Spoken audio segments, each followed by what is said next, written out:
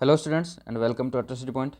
Students, Rajasthan Vishwavidyalaya से एक update आ रहा है जिसमें कि कुलपति ने सभी जो कॉलेजेस प्राचार्यों के हैं उनको एक निर्देश जारी कर दिया गया है।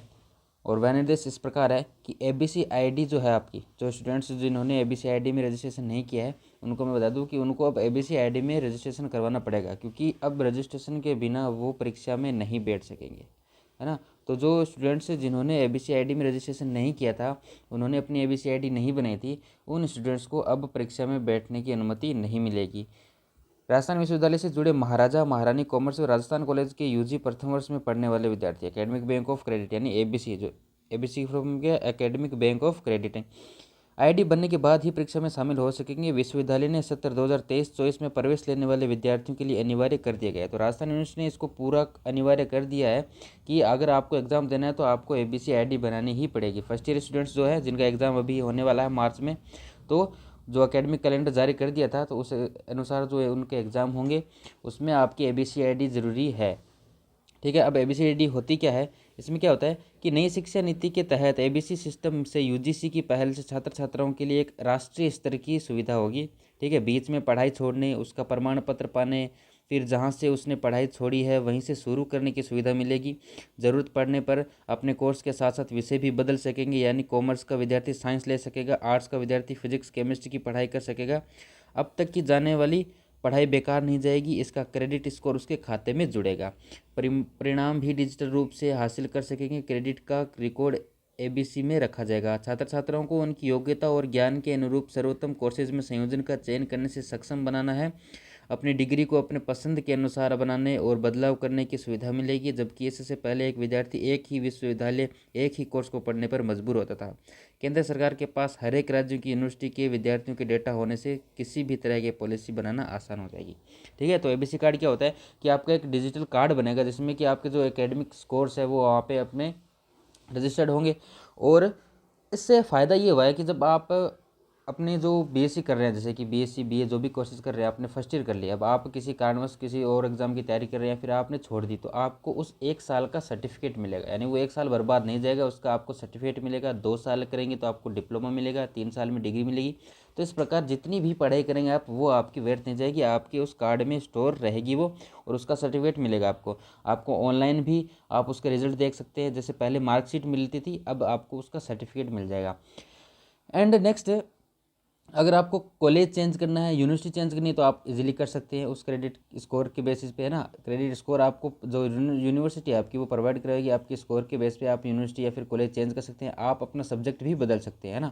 तो एबीसी आईडी को यूजीसी ने पूर्णतः लागू कर दिया। राजस्थान में कुछ ही यूनिवर्सिटीज़ ने इसको लागू किया है, बाकी जो यूनिवर्सिटीज़ है वो धीरे धीरे लागू कर रही है, लेकिन आने वाले टाइम में मैं बता दूं आपको कि ये सभी अनिवार्य होने वाला है। ठीक है। सभी स्टूडेंट्स के लिए अनिवार्य वाला है। जो भी नए स्टूडेंट्स इनरोल कर रहे हैं उनको तो अभी अनिवार्य हो चुकी है कि उनको अभी से अपना रजिस्ट्रेशन करके आगे जो भी उनके प्रोसीजर रहता है वो स्टार्ट करना है।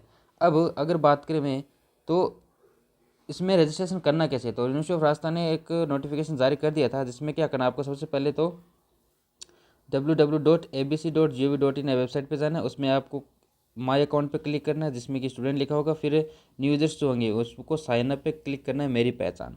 अब आपको मोबाइल नंबर लागू करना है। अब मोबाइल नंबर आपके आधार से लिंक्ड होना चाहिए। ठीक है। मोबाइल नंबर आपके आधार से लिंक्ड होना चाहिए, वही मोबाइल नंबर आपको देना, उसमें ओटीपी आएगा, फिर वहाँ से वेरीफाई हो जाएगा। फिर जो नेसेसरी डिटेल्स है वो आपको फिल करनी है और स्टूडेंट्स एबीसी आईडी आपको मिल जाएगी। उसमें एक रजिस्ट्रेशन नंबर होगा, वो आईडी आपको फिर एक मिल जाएगी।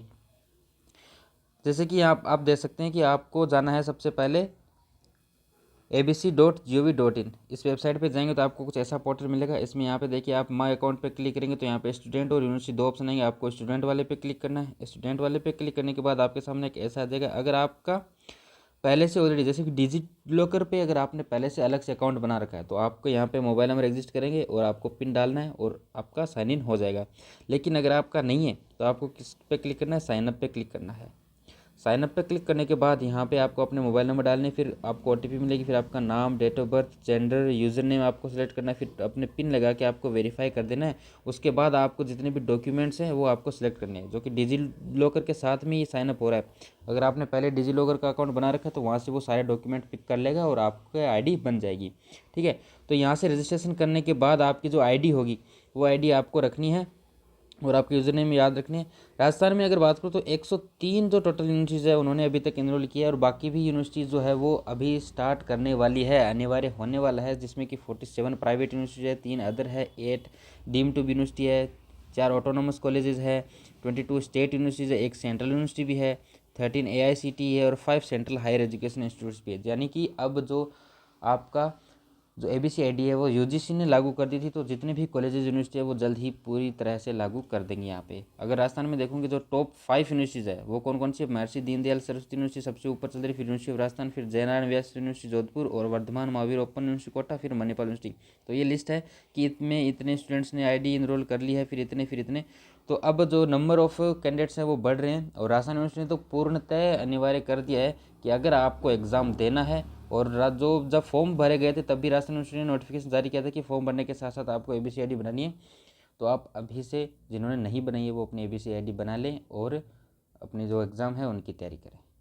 ठीक है, और अगर कोई डाउट हो तो आप मुझे पूछें, एंड तब तक के लिए पढ़ाई करते रहिए।